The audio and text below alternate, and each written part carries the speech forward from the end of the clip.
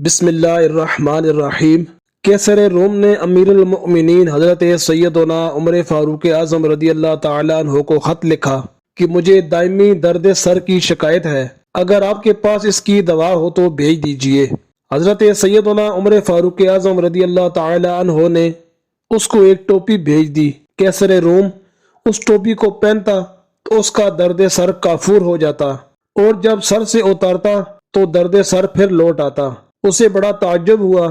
آخر کار اس نے اس ٹوپی کو ادھیڑا تو اس میں سے ایک کاغذ برآمد ہوا جس پر بسم اللہ الرحمن الرحیم لکھا تھا۔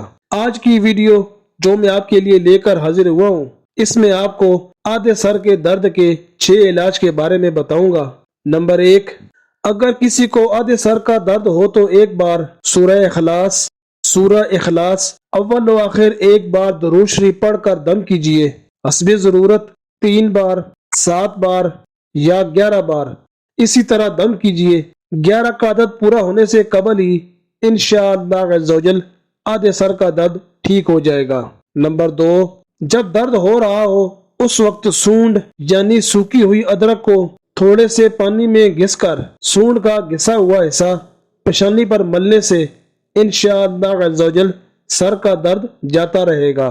نمبر 3، خشک دھنیا کے تھوڑے دانے اور تھوڑی سی کشمش مٹکے کے ٹھنڈے یا سادہ پانی میں چند گھنٹے بھگو کر پینے سے انشاءاللہ عز و جل فائدہ ہوگا۔